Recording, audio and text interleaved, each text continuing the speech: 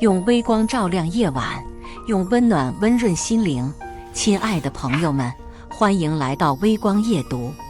和林教授隐婚3年后，他和他的女学生好上了。女学生带着肚子找上门那天，林教授挡在他的身前对我说：“他和你不一样，他单纯，你爱的是钱，而他爱的只是我这个人。”后来离婚后的我举报他学术不端，让他滚出了学术界，给那个单纯的女学生留下了一个光秃秃的男人，成全了他们2个可歌可泣的爱情。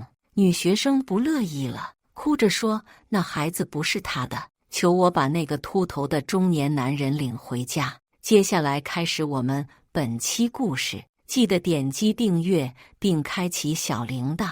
雅雅姐姐，你以前也是有过孩子的，能理解一个当妈妈的心。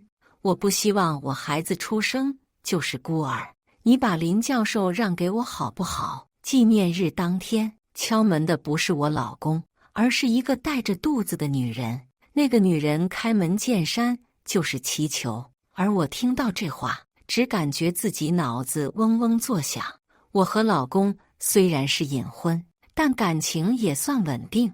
这个女人都已经显怀，若是孩子真的和我老公有关，那他们好了就不止半年时间。我很快镇定下来，造谣可是犯法的，你如果不能证明你肚子里的孩子就是我老公的，我可以报警。我语气坚决，做事就要打通报警电话。女人一点都不怕，她拿出手机给我看，相册密密麻麻的，都是她和我老公的合照，各种场景都有，甚至还有他们大学办公室的亲吻照。姐姐，教授已经带我回去见过家长了，他妈妈也很喜欢我。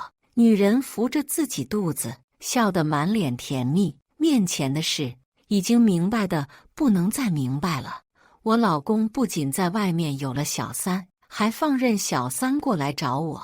这些最能刺激我神经的话，想都不用想，都是我老公和他一点一点说的。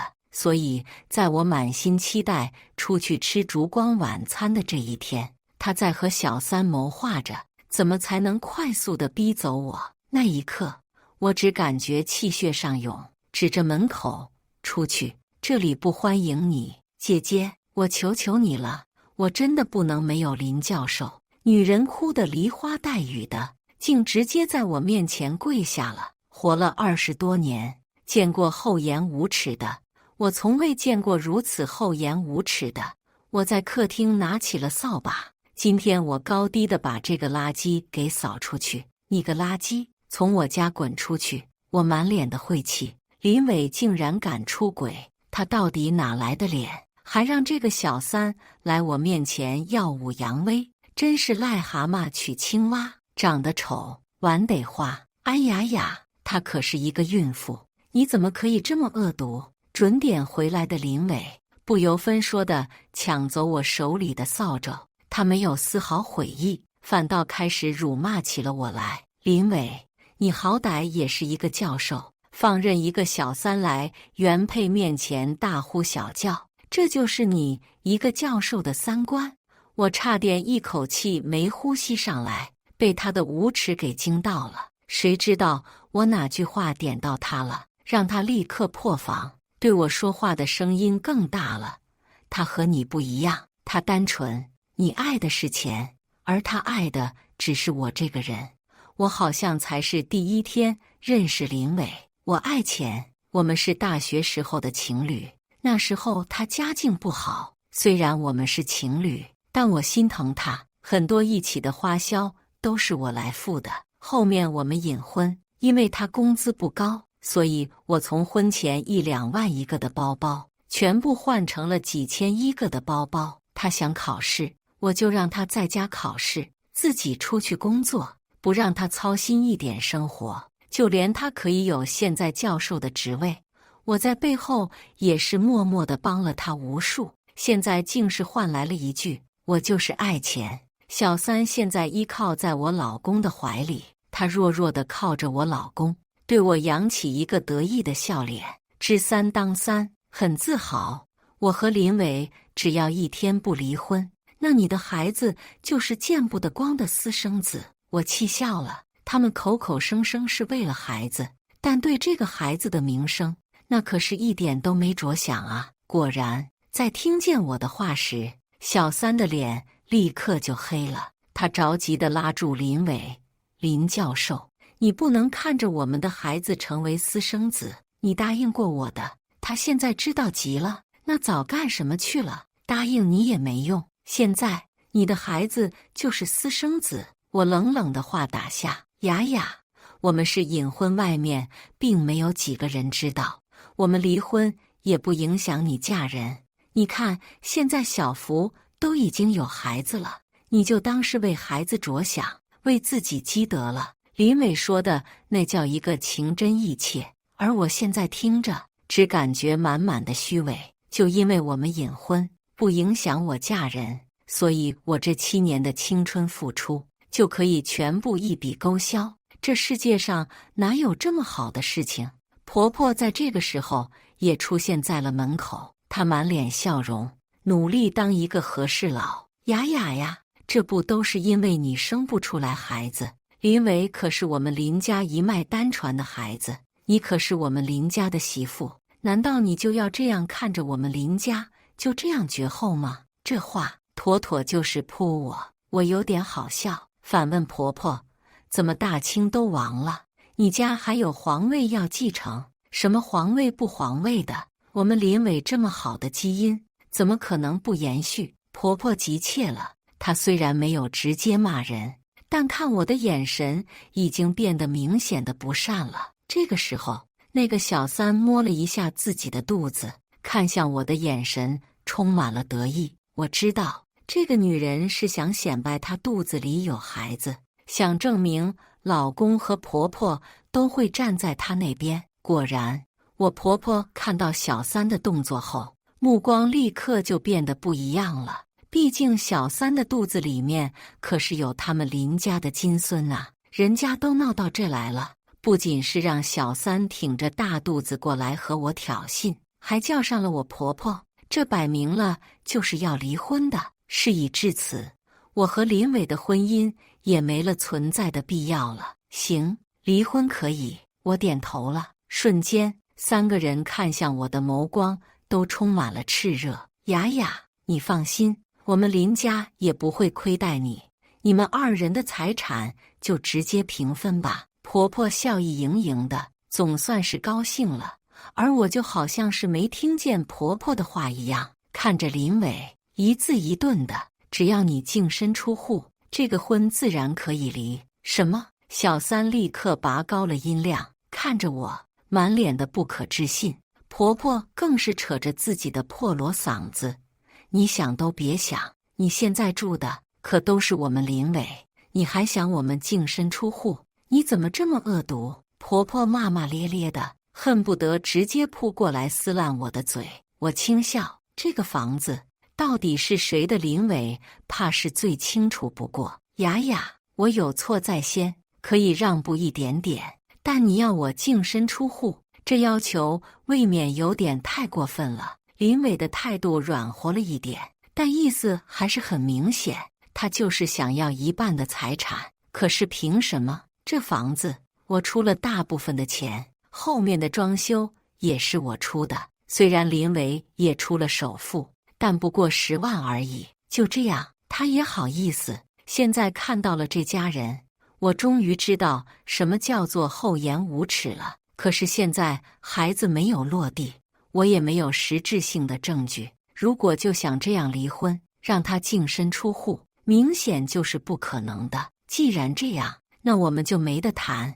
你不按照我的要求分割财产，我是不会和你离婚的。我神色肃然，直接就将他们赶出去。婆婆张嘴就骂我是泼妇，我冷笑：好啊，闹啊，闹大了，让街坊邻居都过来看看，堂堂的大学教授究竟是什么样的德行。我们是隐婚没错，但我们的户口本上可写着我们的夫妻关系，而且惹急了我可以保证，你的孩子一直都是私生子。我说的坚决，这可是林家的孩子，他们自然是不愿意让那个孩子变成私生子的。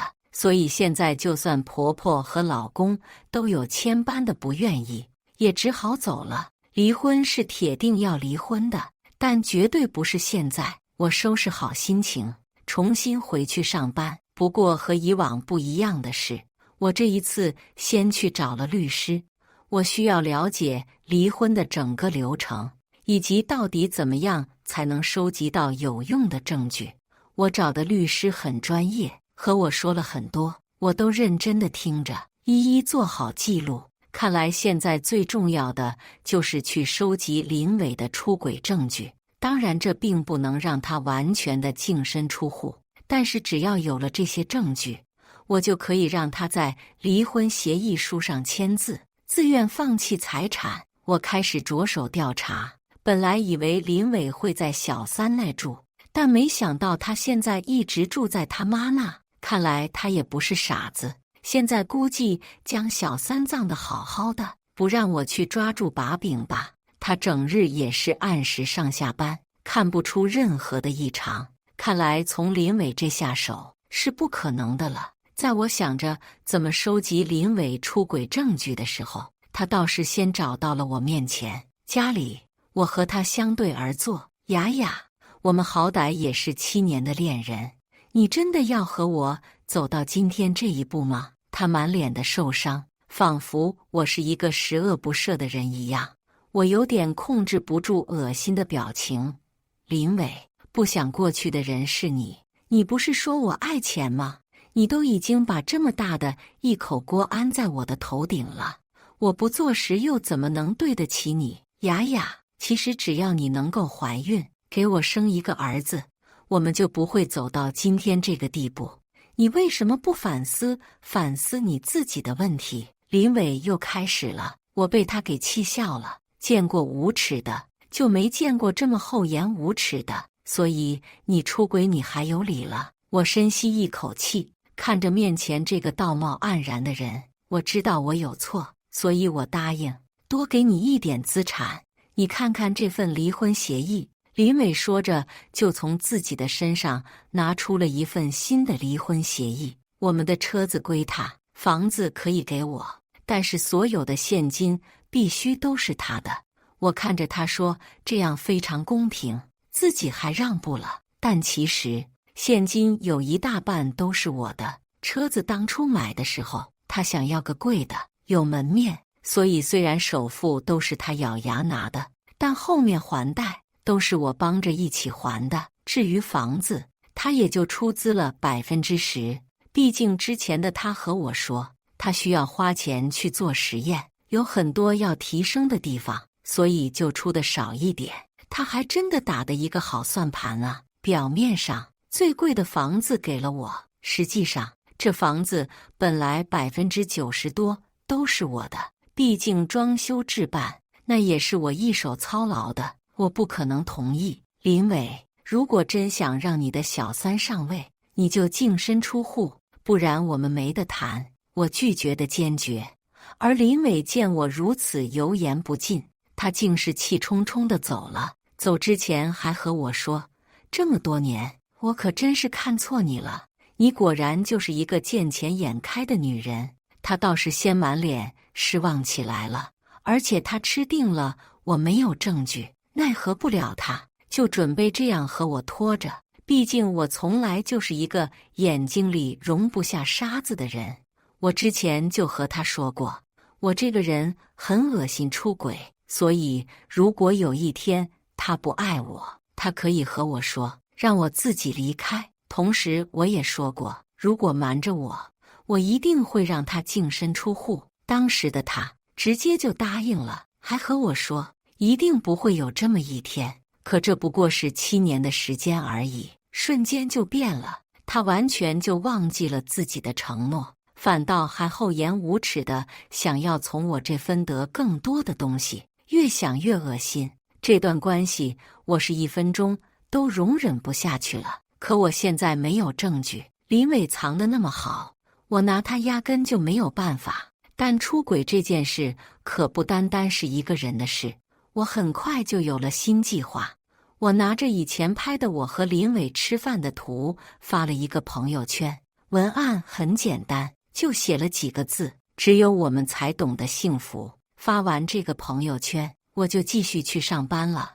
我的日子仿佛和之前没有任何区别，反倒因为更沉浸的工作还升职了。只是和之前不同的是，我现在一天发一个朋友圈，朋友圈的内容都在写自己到底有多幸福。终于，在我连续发了1周后，私人侦探给我发来了消息，说林伟终于忍不住和那个小三一起出去逛街了。他还用着我们共同的卡给小三买了一条金项链，现在2个人就在外面的金店。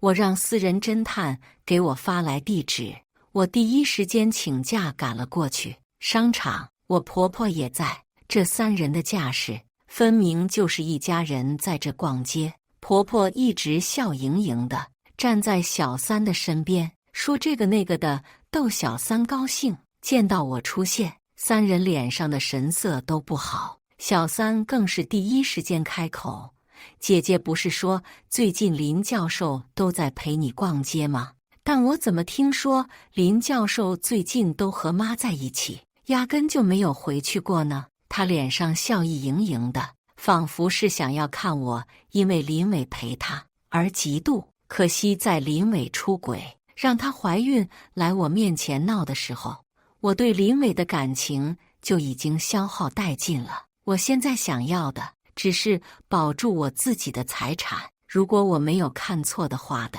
刚刚你买的那条项链可是我们夫妻共同财产。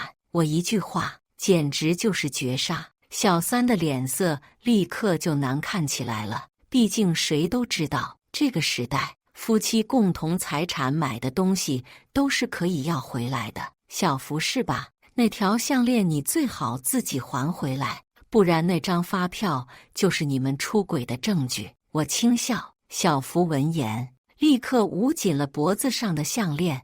教授，你明明已经送给我的。他很是委屈，另一只手又去摸自己的肚子，那是他唯一的仰仗。哎呀呀，你别太过分了！林伟立刻站出来维护小福，婆婆更是直接拉过小福，看向我的眸子充满了警告。他们的情况，刚刚私家侦探都已经告诉我了，他们这时才从医院出来，大概是孕妇的情绪不稳定，所以他们才带着小福出来逛街，想要稳住她的情绪。当然更重要的就是保住她肚子里的胎儿。我过分？现在陪着小三逛街的人可是你，你信不信我一闹，立马就会有人把我们的情况拍下来，然后传到网上去。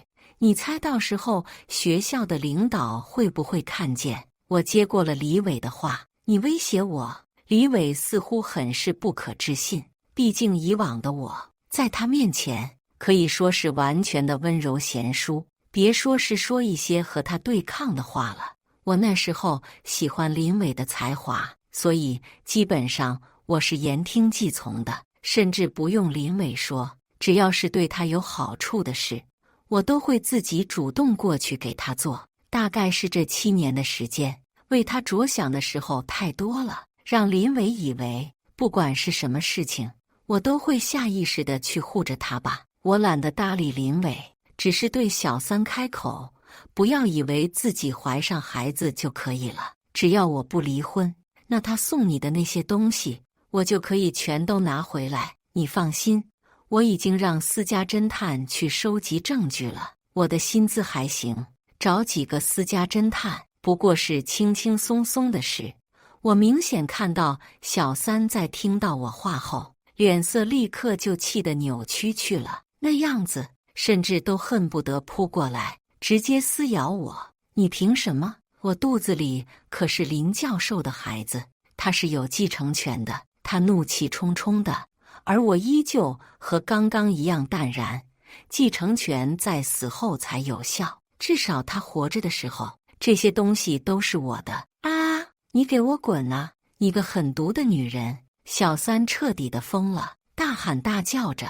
我老公和婆婆立刻就过去扶住小三。小福，你别生气，小心肚子里的孩子啊！婆婆急得不行，她最宝贝的就是那个孩子。毕竟就算是大清早就亡了，这林家还有皇位要继承。离婚，教授，你离婚好不好？小福直接呜呜地哭起来。婆婆手忙脚乱地安慰小福：“你不能哭啊，孕妇哭起来对孩子不好。”是啊，本来私生子就已经很可怜了，万一还被你哭出什么来，那岂不是更可怜了？我接过了婆婆的话，这下小福哭得更惨了，一直拉着林伟，要求他必须现在就离婚，不能再拖了。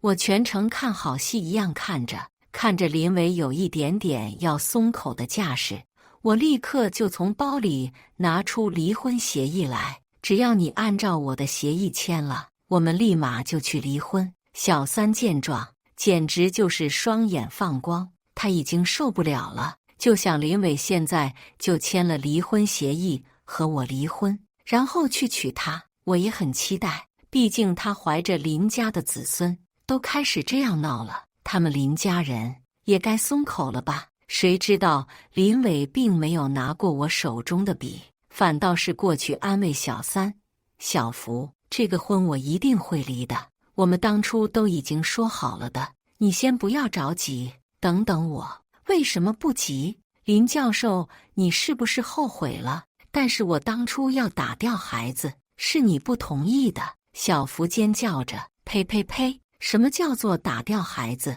小福，你可不能这样说！”婆婆立刻呸起来，上来劝林伟：“你就早点和他离了吧，我的乖孙可不能有事。”妈，他只同意净身出户。林伟立刻拉了一下他妈，而我婆婆在这个时候也变得骂骂咧咧起来，说我贪得无厌，我懒得搭理，他们想怎么说去怎么说。可惜林伟还是舍不得净身出户，他和婆婆一起带着哭闹的小福离开。我冷笑着看着这一幕，反正离婚的事情我不急，大肚子的人不是我。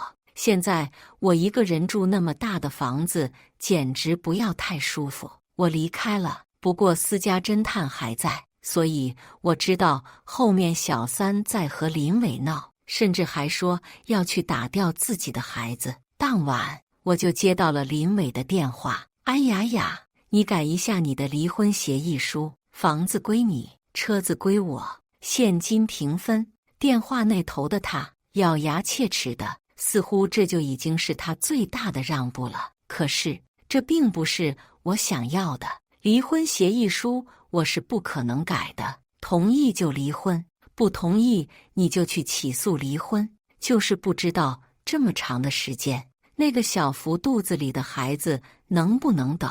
想你一个堂堂的高校教授，最后自己的孩子却是私生子出生，好像也挺有意思的。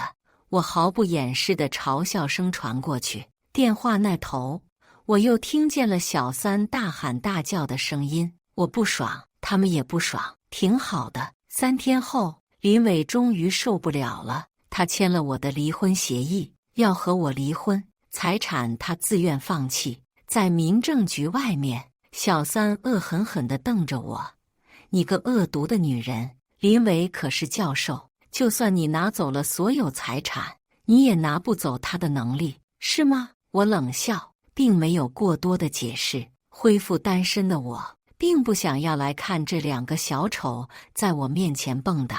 在我顺利离婚之后，我就在朋友圈看到了小三和林伟的结婚证，他们2人甚至还发了朋友圈，艾特了对方。我就知道我的好友列表里一定有那个小三。朋友圈有很多人在问林伟什么时候办婚礼，他们当中有很多我认识的，也有几个是知道我和林伟隐婚消息的人。怪不得是朋友，感情不过就是一路人。半个月后，林伟就被爆料学术造假。第1条消息出来的时候，林伟就疯狂地给我打电话：“安雅雅，你是不是疯了？”隔着电话，我就可以听见林伟的怒吼：“是的，他有些论文还有研究，压根就不是他自己做的。要知道，我们可是一个学校出来的同学，而且还是一个专业的，所以林伟需要的那些研究还有论文，我其实都会。只是我并不想要当教授，我喜欢的是职场，所以我之前做的那些全部都给了林伟。毕竟我们是夫妻，而他如果成了教授，对我们的生活也是有帮助的。当然，林伟在我帮了他之后，并不满足，还找了更多的机会。他想给自己一个完美的包装。我之前劝过他，可他和我说，大家都是一样的。他这样做，为的是我们的未来，让我不要去管他，甚至为这个原因还和我吵架。他还因为这件事破过我，说我身为他的妻子，都不盼着他的好。他那样做是为了谁？当时的我傻乎乎的就那样被他破。可是现在，那个小三都已经挺着一个大肚子依偎在他身上了，那些破自然就失效了。我也想起来了这些，就算我不喜欢当老师，但那些学术也不应该是他一个人的。我挂断了林伟的电话，反手就拉黑了，实在是不想和这样的人渣浪费时间。下一秒，我微信就收到了一个女人炮轰：你个丑女人，你就是嫉妒我现在和林教授的幸福生活。我和你说，你最好去澄清，不然我就去告你污蔑。死女人，你看见了吗？你立刻去媒体面前澄清，和林教授道歉。这世界上怎么可以会有你这么恶毒的女人？怪不得生不出来孩子。你这样恶毒的母亲，有哪个孩子敢要？小福就好像是疯了一样，疯狂地给我发消息，可惜我一句话都没有回。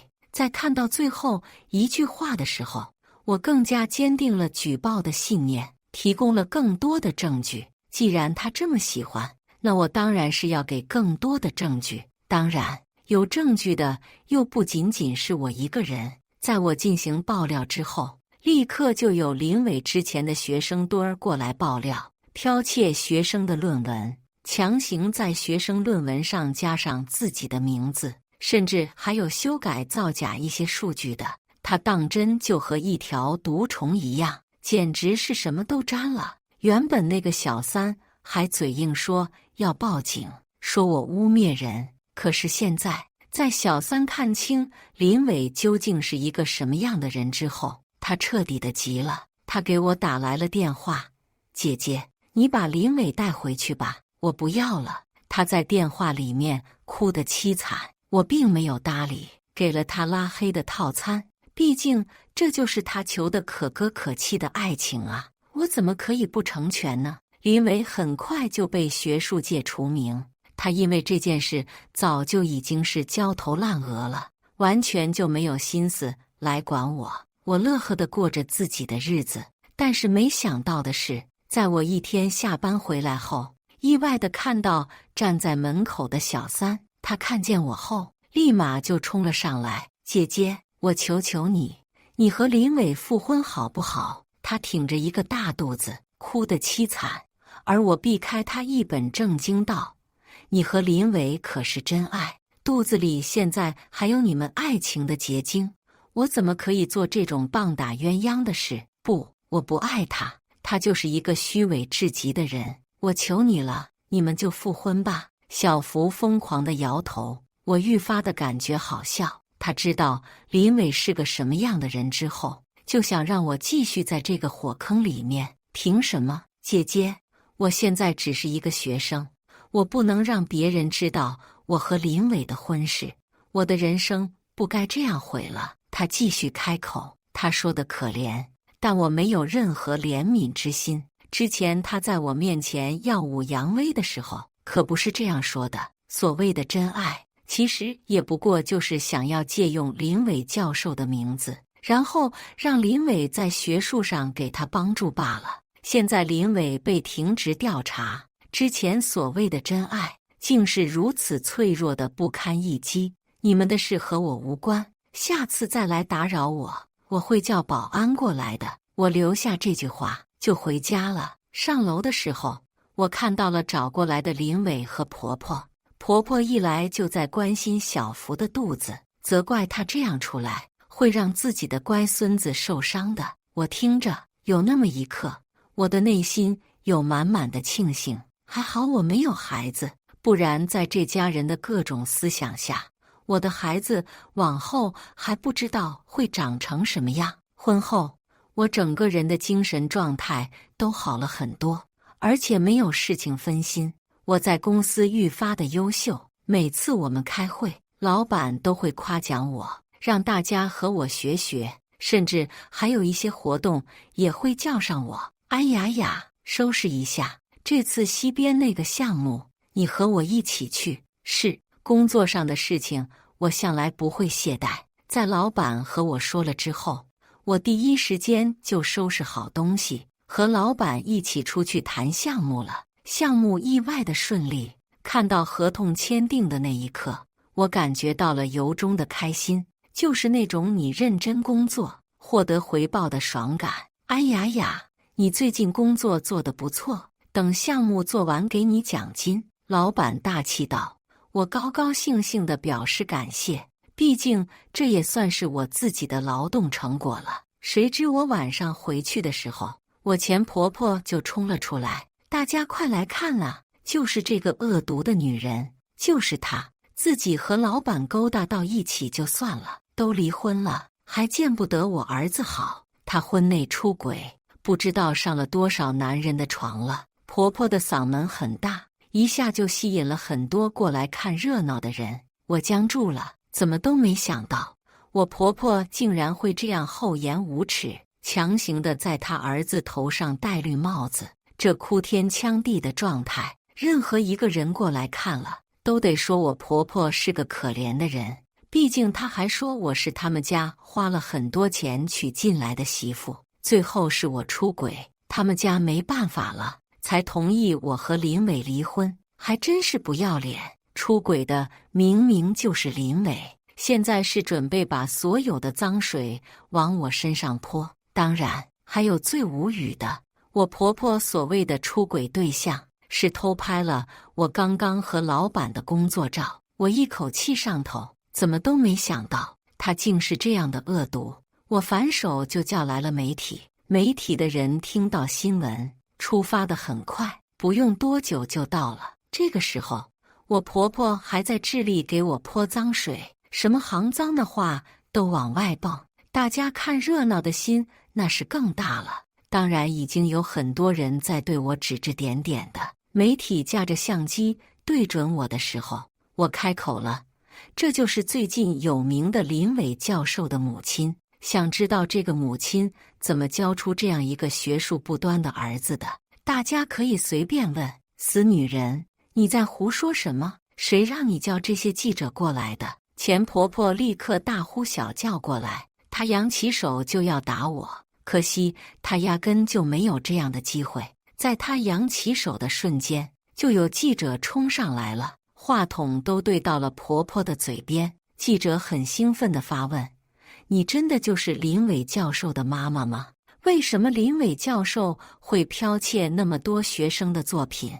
对于这些学生，你有没有什么话想说？记者疯狂提问，我婆婆被逼得大喊大叫的：滚开！你们都被这个贱女人给骗了！我儿子那么优秀的人，怎么可能涉嫌学术造假？他刚刚还在随意污蔑我和别的男人有染，不过是很平常的出去谈个工作，就要被说和别的男人有关系。那往后哪个女人还敢出去谈工作？我的话立刻就引起了一大堆人的共鸣。就是啊，女生本来在职场就已经比男人有难很多了，现在还被这样造谣。我看刚刚这个老太婆嘴上脏话连篇的，一定不是什么好人。不是说这是林伟的妈妈吗？教出这样儿子的人来，可能是什么好东西？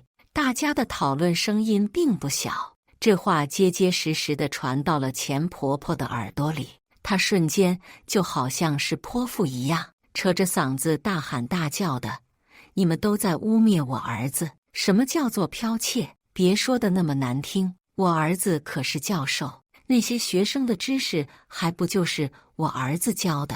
署上我儿子的名字能有什么错？大家被钱婆婆这样的三观给惊呆了。这段采访视频也瞬间在网上火了，上面一片骂声。现在大家对林伟一家都是咒骂，也很快就有人爆料说林伟和自己女朋友隐婚3年，恋爱4年，一共7年的时间，最后竟然放任那个小三去原配面前闹事。这个爆料一出，林伟的名声更臭了。他现在所有的电话都被我拉黑了，但因为太气，经常借别人的电话来骚扰我。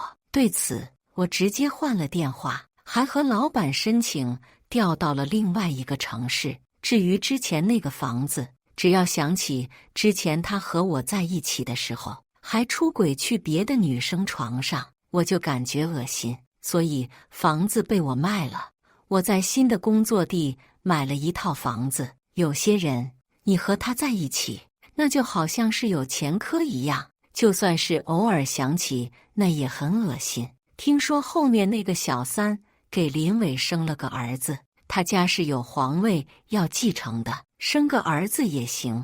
只是我还听说，林伟和那个小三领证的时候，小三的父母都不知道，是偷的户口本。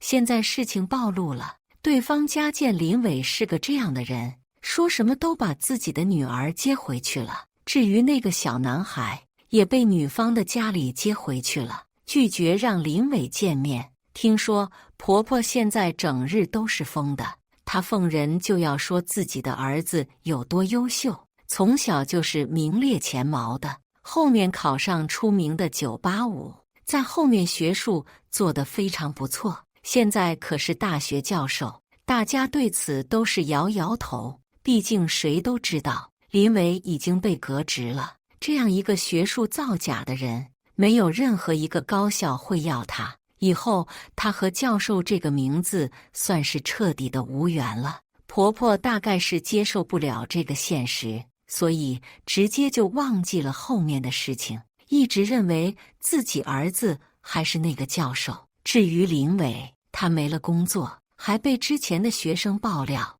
一时间接受了大家的网暴，整个人颓丧的不行，整日就知道在家里喝酒。但是这能怪谁呢？当初我们本来好好的，是他自己不满意当初的生活，想要换一换。安姐，你在想什么？办公室里，新来的实习生看着我，满脸的好奇。这是个很勤快的毕业生，长得高高壮壮的。我笑着看着他，在想，人其实只要知足，就可以过得很幸福。那肯定，安姐，我跟你说，虽然我1月工资1800，但我整日笑哈哈。实习生立刻对我展露了一个灿烂的笑，我也跟着笑了。我的生活才刚刚开始，更何况我的工资还不止1800，让我自己过上一个舒服的生活，我还是有这样的能力的。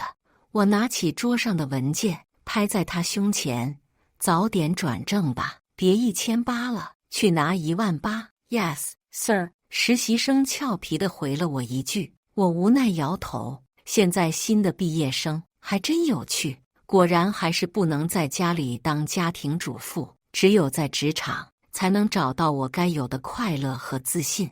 我不再去听前夫一家的事，因为我选择了读美。故事完，接下来是我们本期第2个故事，记得点击订阅并开启小铃铛。结婚4年，老公出轨，小三怀孕，我一个人在医院照顾我妈。病房外，老公打来电话问我，女儿和房子，你选哪一个？我妈因为急性肺炎住院，我请婆婆照顾女儿，一个人回老家，在医院守着我妈。因为年纪大，加上感染程度挺严重，医生说大概需要住院1个月。病床上，我妈插着针管，身体虚弱，不忘问我，杜岩最近还好吗？好着呢，升部门经理了，所以出差多谢，不然早来了。我妈欲言又止，我撒谎了，为了不让我妈担心，其实我和杜岩关系并不好，已经冷了1年多。我发微信告诉他，妈妈住院了，他只回：哦，我现在出差也不方便。原本还指望他哪怕打个电话给我妈，让老人得到一点安慰也好，现在看来是不必了。杜岩的变化让我感觉自己认识的是2个人。从前谈恋爱的时候，他对我各种照顾，让我误以为世上除了我爸以外，他是最疼我的男人。他大我2岁，我刚进公司实习的时候，分配到他组里。公司规定，每个新员工都得由老员工带着，所以他算是我师傅。工作上所有我不懂的地方，无论什么时候，只要开口问，他一定会耐心教。我还算上进，卯着劲学。当天教的内容，下班后一定会背下来，不允许自己忘掉。只要是杜岩教过1次的东西，基本不用再教第2次。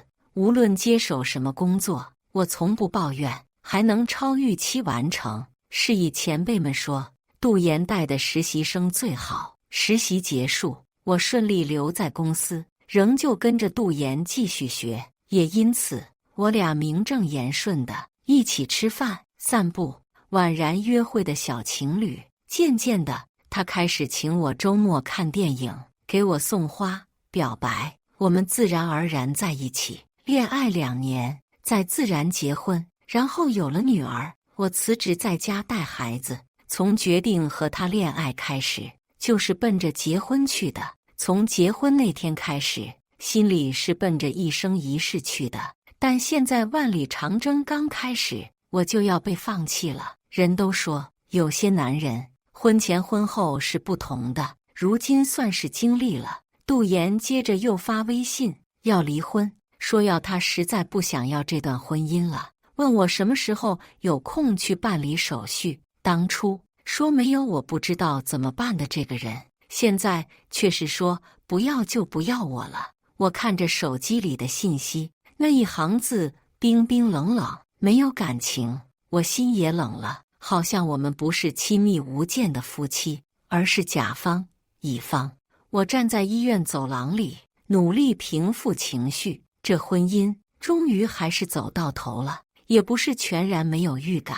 我们从认识到恋爱到结婚，一直在一起，已经6年，太熟悉，太了解，所以他有什么变化，我都能感觉到。1年前，他开始晚归，凌晨2、3点才回到家，时常喝很多酒。我理解，男人为了应酬，难免的事，所以闲时我去图书馆找来一些中医养生的书，煮解酒的汤给他喝。刚开始他会开心地喝下，夸我贤惠，感叹自己很幸福，怎么就娶了这么个好老婆。我也沉浸在付出中，只觉得煮汤给心爱的人喝，那画面多美好。他晚归的日子持续了很久，我主动找他沟通过，想看看除了陪喝酒外，对于工作还有什么更好的办法，但他却不回应。直到有一次，他凌晨3点回来，朦胧间，我听见关门的声音，清醒了，听见他走到客厅打电话，还特意压低声音。我起来上洗手间，轻轻打开卧室门，正听见他问：现在3点，你睡了吗？我刚到家，语气温柔，我都忘记了。杜岩对我说话这么温柔，是多久以前的事了？我猛然一惊，心凉了半截，双腿都有些发软。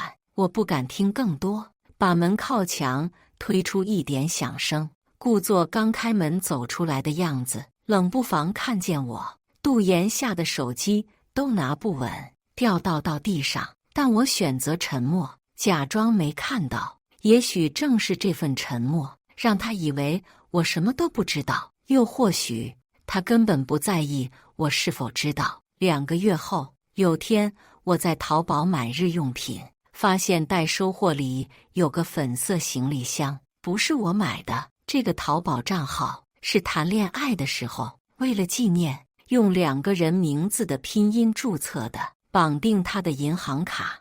我们一直共同用这个账号买东西。那会儿我喜欢买情侣挂件，买他喜欢的篮球队的队服，周末出门穿情侣衫。通常是我选好款式，截图给他，如果他没意见，就直接付款。因为我最爱的是蓝色，极少买过粉色的东西，所以这个行李箱一定不是买给我的。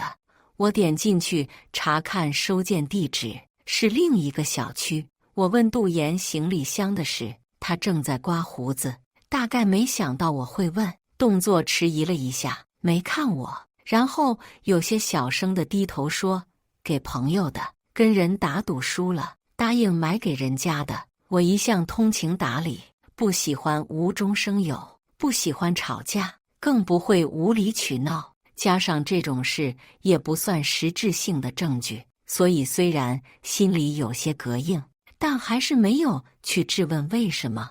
不希望夫妻间无端不愉快。当然，这种膈应也不会只有一次。1个月后，他跟他兄弟去广州看球赛，说都是男的，所以我没提一起去，加上还带孩子，也不方便。我一向对足球、篮球不怎么在意，他有他的爱好，我也有我的爱好，他也知道我一向尊重他的爱好，所以平常去看球、打球什么的，我从来不追查，因为我一向觉得，如果2个人结婚，还得你防着我，我防着你，这样多累，这样的婚姻要来做什么？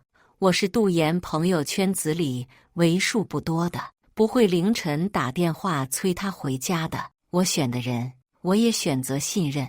他有次开玩笑地说，喝酒到半夜，人家的老婆都打电话催回家，就我没打。他去看球赛，也第一时间发朋友圈了。9宫格照片里有赛场上球员正在传球，有他和他的兄弟肩并肩一起走在夕阳下，最中间有他的独照。我在微信上问他，这张独照拍的光影那么好，是谁帮拍的？他立刻回说，兄弟拍的。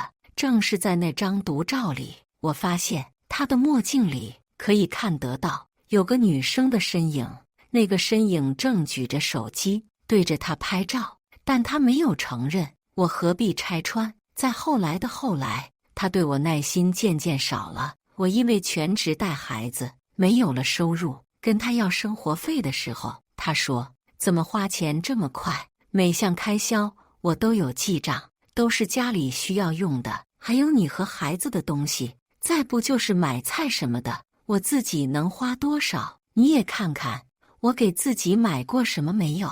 我把记账本递给他，他翻了翻，没说什么。即便后来他老家拆迁，得到1000万拆迁款，每次给我生活费的时候，还是会说省着点花。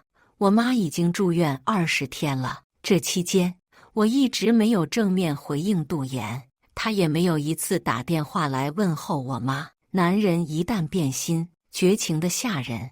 他从前对我有心思，表白的时候，我说要先问过我妈。于是他在中秋节跟我回我老家，提前买了礼物，大包小包的，载着礼物和我一路心花怒放，有说有笑。车开到老家，他下车见了我妈，热情地问好，拿出他给我妈买的颈椎按摩仪，说话逗我妈笑，哄得我妈很开心。家里有什么活他抢先干，比我都积极。虽然我家在省内，但我们各在不同的市，我在海市，他住金市，开一趟车起码也要3个小时。我爸已经过世，我妈只有我一个女儿，因此并不想我离她远。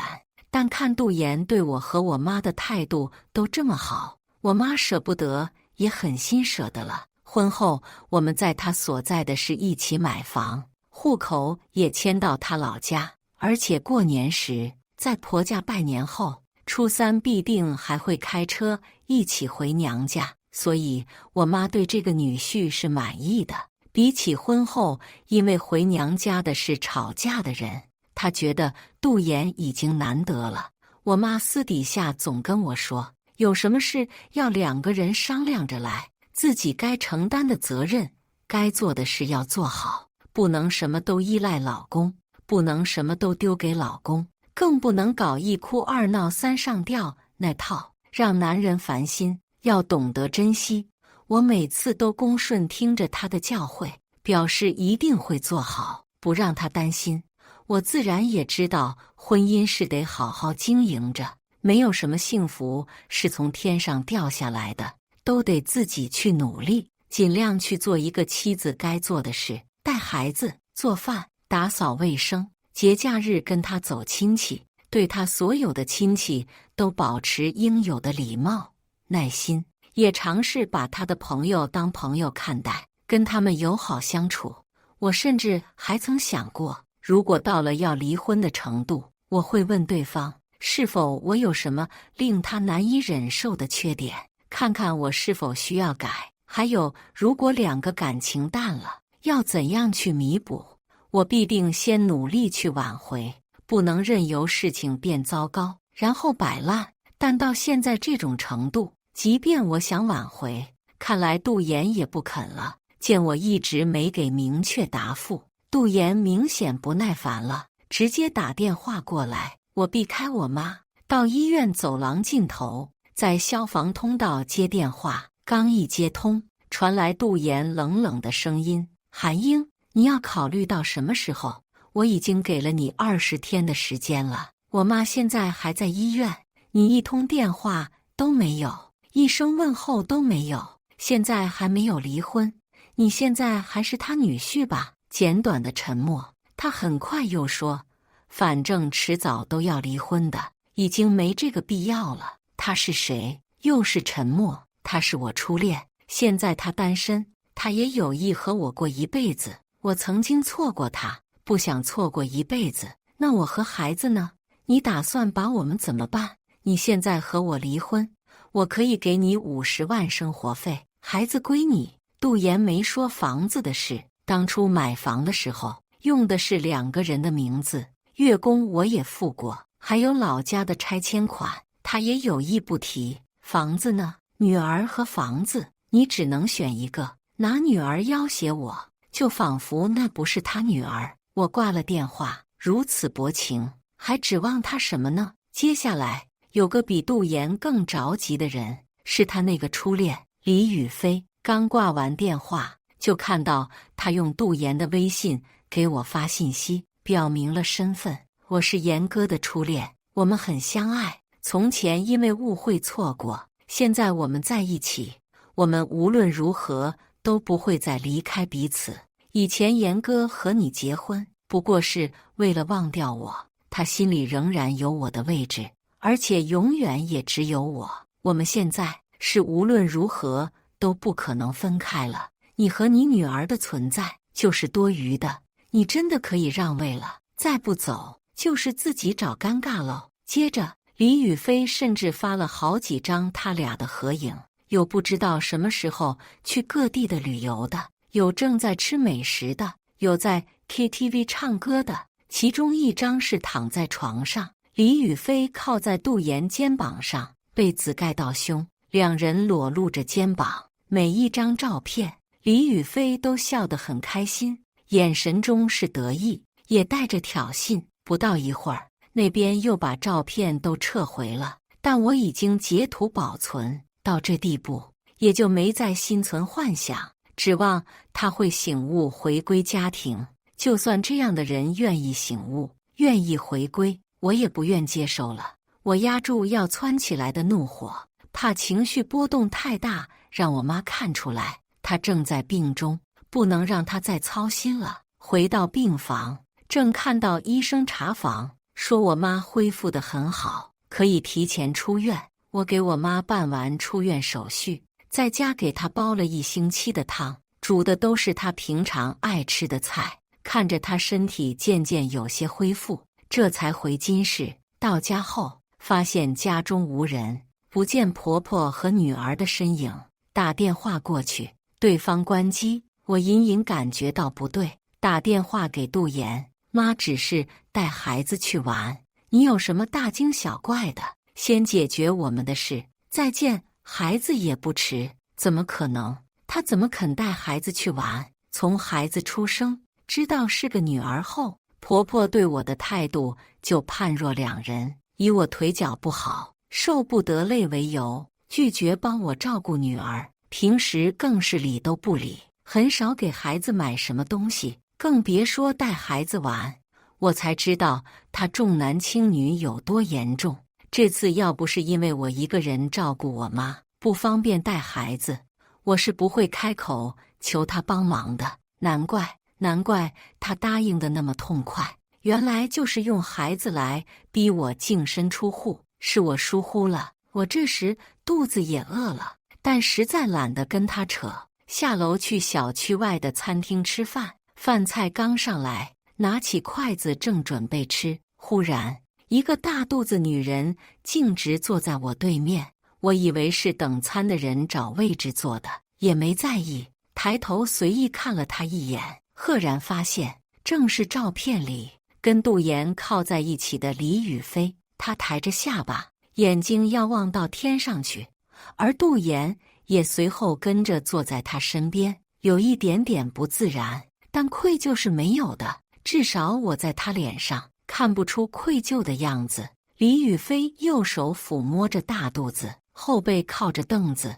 眼神里是赤裸裸的挑衅。我收回眼光，管他的，吃饭大过天。这家餐厅的菜很我的胃口，但以前为了省钱来得少，我不慌不忙，一口饭，一口菜，一口肉，细嚼慢咽，完全当他们是空气。见我一直不说话，李宇飞第一个沉不住气，开口说：“你怎么还吃得下饭？严哥都不愿意要你了，怎么吃不下呢？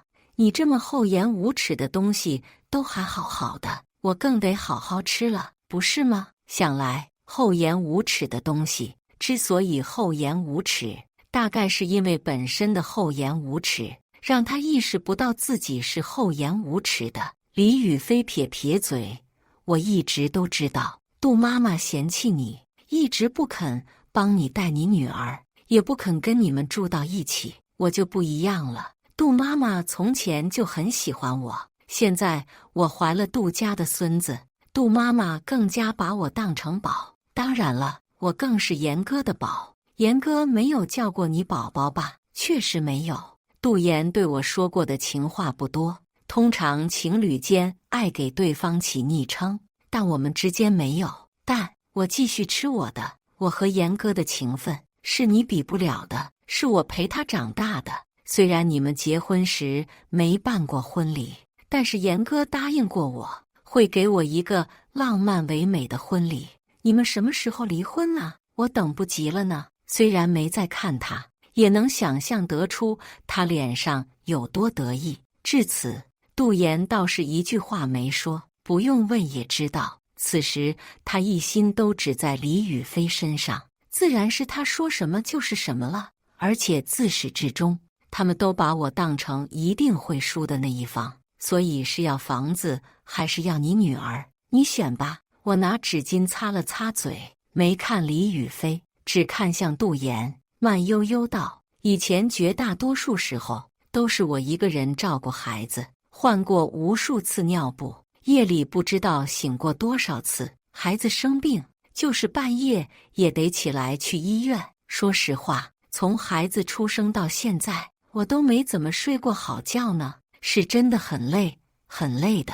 你是孩子他爸，也该轮到你照顾孩子了。我也好久没有去旅游，没有放松了，也该出门去看看。两位告辞。我不是不心疼孩子，但既然现在他不让我见孩子，用孩子做筹码，就是笃定了我一定会选孩子，我岂会被他牵着鼻子走？”回到家，我收拾衣物，打包我的日用品，提了行李箱，出门。路过那家餐厅，向里一望，那两人正齐齐看向我，像是看我接下来会怎么做。我径直离开。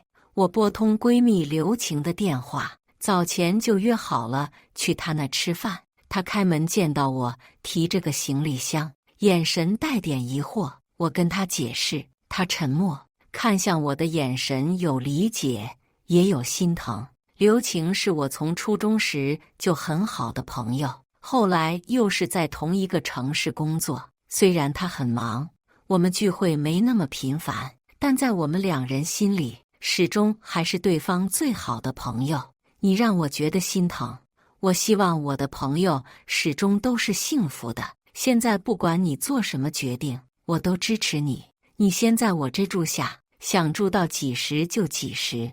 我确实是想借他家住一段时间，因为我在等，只要我不离婚，李宇飞想要的浪漫唯美的婚礼就只能一拖再拖。他太想要那个所谓的浪漫的婚礼了，但我不。几天后，杜岩主动联系，在微信上邀请我视频通话。我刚一点开，就看见女儿对着镜头喊妈妈，孩子肉眼可见的瘦了，问我妈妈，你什么时候才回来呀？我想妈妈，我一阵揪心，强迫自己冷静。妈妈还在忙，等忙完了回去买礼物给你哦。把孩子哄好，没让他看出任何低落情绪。我关了视频，杜岩发来微信，你回来，我们谈谈。看来是李宇飞着急结婚了。回到那个家，没见到李宇飞，倒是杜岩他妈坐在沙发上。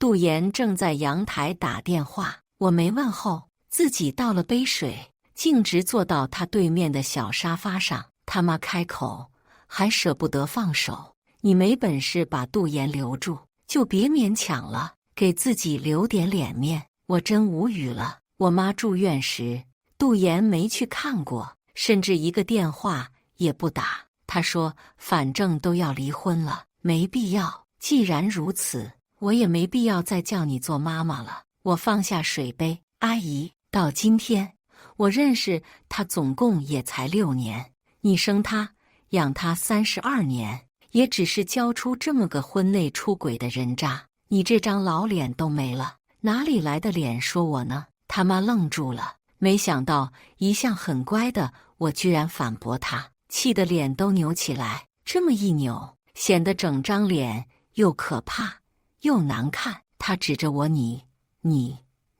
半天又你不出什么来，重重哼了一声，立刻起身朝门口走去。刚开门，倒是看见李宇飞就在门外，准备要进来的样子。李宇飞甜甜地跟他打了个招呼，杜岩大概是听见了他的声音，转身走进客厅，见我仍是一副不急的样子。杜岩开口，我跟菲菲商量过了，等我们结婚后，照顾2个孩子也不方便，孩子就归你了，房子嘛就归我，孩子和房子我都要，钱我要500万，这是你该给我的赔偿，还有孩子的抚养费。李宇飞尖声尖气，你口气不小，什么都想要，哪有那么便宜的事？我慢慢靠近沙发里，是啊，哪有那么便宜的事？婚内出轨，和别的女人同居，杜岩，不知道法律是站你那边还是站我这边，不知道你们公司领导怎么看你，你妈又那么爱面子。我妈那时提前出院，我也提前回金市，悄悄去了杜岩买行李箱时填的那个小区地址，蹲到他和李宇飞出双入对后，通过关系拿到了2人共同进出的视频，加上之前他们跟我通话的所有录音，以及截图保存微信上的聊天记录、图片。实在感谢李宇飞这个法盲，以为有男人的爱就能要挟我放弃房子和钱。我喝了口水，你们看我什么时候公开这些证据比较合适呢？2人瞪大眼睛，杜岩咬紧了后牙槽，不说话。我相信他绝不是良心发现，悔不该婚内出轨，他只是后悔不小心被我拿到证据。李宇飞摇了摇杜岩的胳膊，用眼神示意，赔偿费我会给你一些，但孩子的抚养费我以后慢慢给，赔偿费和抚养费一次性结清，我要看到钱转到我卡里，再跟你办手续。李宇飞插嘴，我们没那么多钱一次性给你。杜岩抬头说了，慢慢给就会给，房子都给你了，你还信不过我？我冷冷直视他的眼。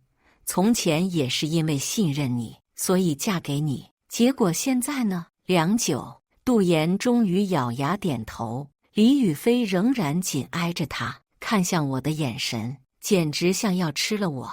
我微微笑，不说话。两人起身准备要走，杜岩回头说：“孩子在楼下，你去接吧。”刚到地下停车场，就看见孩子一颠一颠小跑过来，用小小的手擦着眼泪。我快步向他走去，弯下腰，把他整个的搂在怀里。一到我怀里，他就紧紧搂着我的脖子。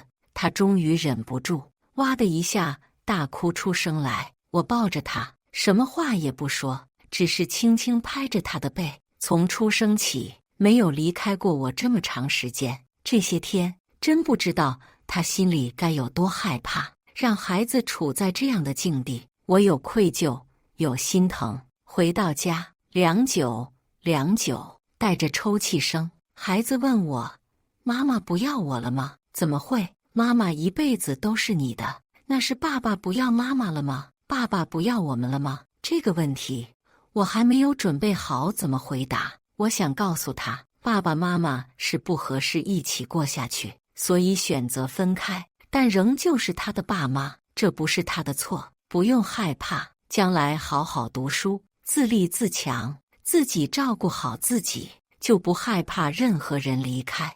杜岩把房产证变更成我一个人的名字，赚了500万到我卡上，我这才施施然去民政局。那天，李宇飞也去了。离婚手续办完后，就昂首拉着杜岩去了结婚登记处。我没有回头，没有任何情绪波动，反而整个人轻松不少。从前冷战的时候，前所未有的担心，几乎是整颗心在杜岩身上，怕自己说错话，做错事。如今放下的时候，所有的担心、牵挂一下子都消失了，一身轻松。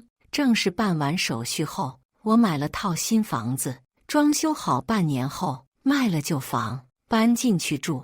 女儿刚好可以去附近的幼儿园上学。办完这些，我把我妈从老家接过来一起住，这才缓缓跟她说我离婚了。我语气平静，没有愤怒，没有责怪，更没有哭。原以为我妈会说我不珍惜什么的，但没有，她反而哭了。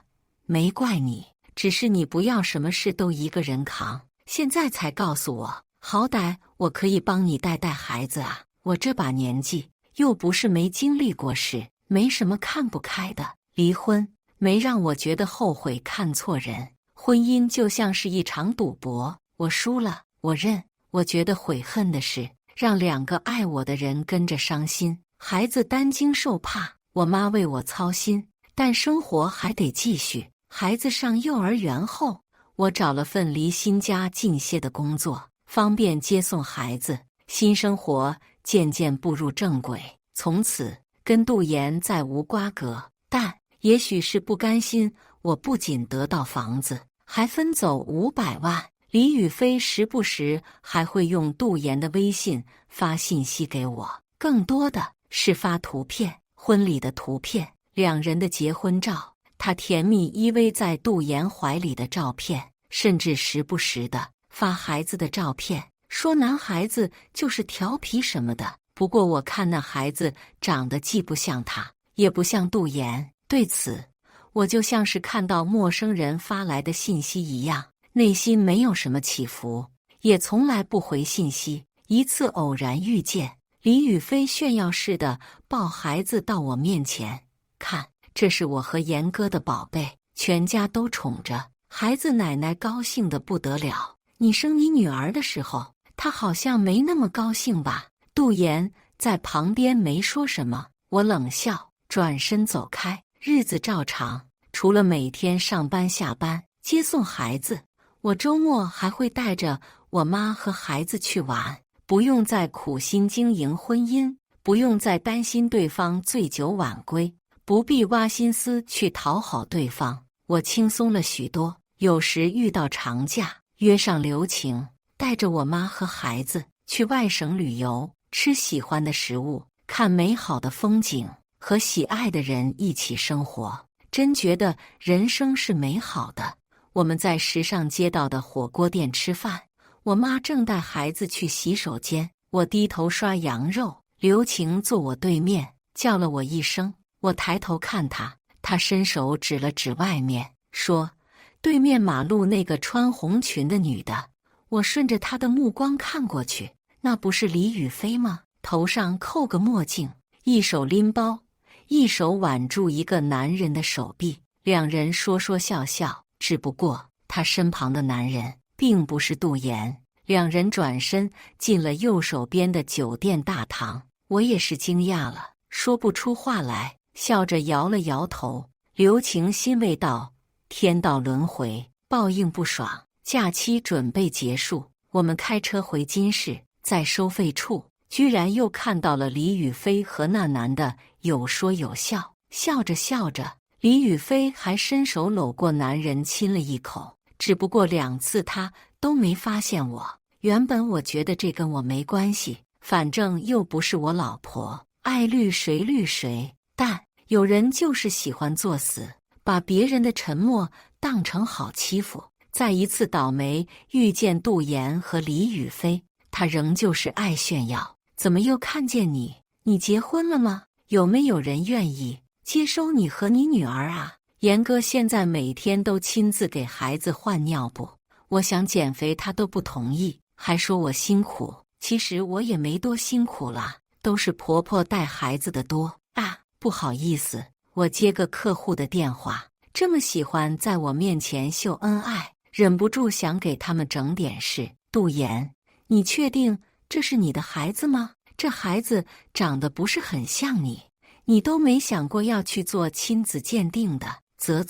可惜了。杜岩脸色一沉，他知道我从来不说没根据的话。李雨霏打完电话，兴冲冲走过来，亲昵地喊：“岩哥。”杜岩咬牙没理他，只是看着我，眼神里有愤怒，有恨意。不知道是恨我说了这些话，还是因为怀疑李雨霏而生气。管他呢，我走开了。3个月后，杜岩打电话过来，声音沙哑：“阿英，我去找过你，你把我们原来的房子卖了，你在哪？我想去找你。”听得出来他情绪很低落，但我仍旧不想说什么，任凭他自己说。原来李雨霏也并没有对他多难忘，当初离开他是因为他穷，再次接近他也只是听说了杜岩老家拆迁得到1000万拆迁款，本是抱着试试看的意思，没想到杜岩居然余情未了。李雨霏于是跟男友合计，用怀孕逼杜岩跟我离婚。她和杜岩结婚后，出于信任，杜岩把一部分钱转给她，结果是李雨霏和她那个男朋友一起花杜岩的钱。现在和李雨霏离婚，钱自然也被她分走了一部分。原本以为是杜家宝贝的男孩，其实是李雨霏和她男友的。阿英，我很想你，我想在只有你和女儿了。我忍不住说，我们不属于你，我跟你早就离婚了，不是吗？你主动放弃了女儿的抚养权，不是吗？阿英，我毕竟不是圣贤，也会犯错，但我现在是真的知道错了，也是真的想悔改。我保证这辈子都不会再辜负你了。阿英，你再给我一次机会。我无语。我想你可能不知道，人这辈子有些错是不能犯的。你本可以选择跟我坦白，告诉我你心里有别人了，我未见得不会放手。你本可以先跟我离婚，再跟那女的好，可你居然选择婚内出轨，你的行为让我对你的人品太失望。况且，如果你真的是个好男人，真的能承担起责任，又怎会轻易舍弃枕边人？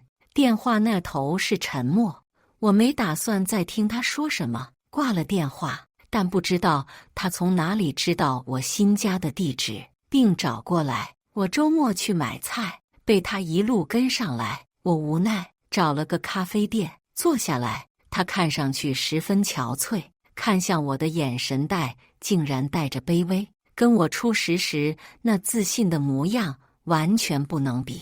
他再也不是我曾深爱过的那个人了。见我冷冷的样子，杜岩先开口：“阿英，我知道你不愿意见我，我伤了你的心，但是请你相信，我是真心的希望我们能重来。我这辈子都不再伤你心了。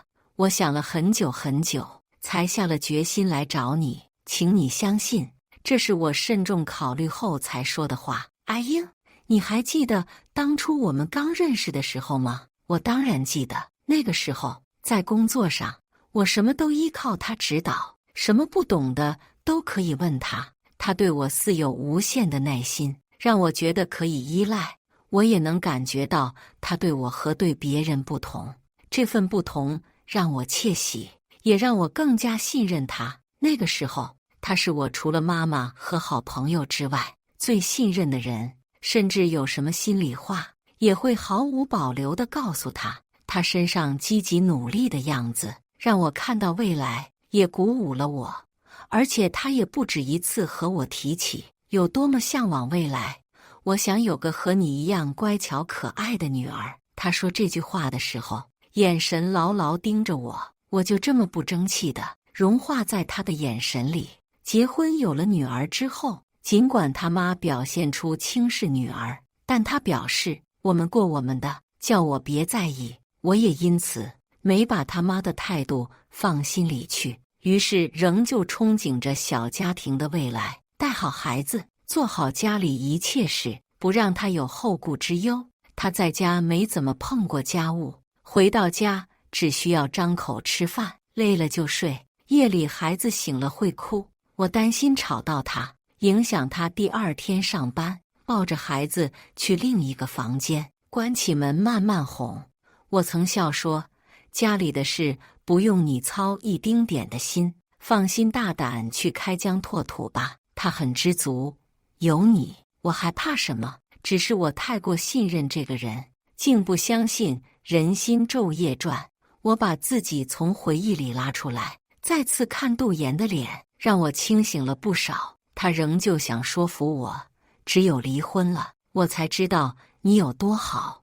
你从来没有想过要骗我，从来都只是为我着想，而我却没有珍惜。阿英，你看，我背着你找别人的女人，又被骗了，也算了，得到教训。我们重来好不好？再给我一次机会照顾你和女儿。我说，从前看不清你，算我倒霉。现在你所谓的真心，只会让我觉得恶心。如果你这次没被骗，那你永远也不会想起我的好，更不会想再找我。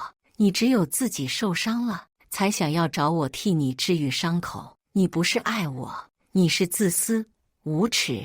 别那么冠冕堂皇，我给你的信任，一辈子就只有一次。他急切探身过来，阿英，破镜也能重圆的。我叹了口气，可是镜子不愿意。我起身往门外走去。街上行人比往常多，大家都选择在周末出来逛。杜岩没有追来，从刚结婚的无条件信任，到现在的形同陌路，我的心境是两重山。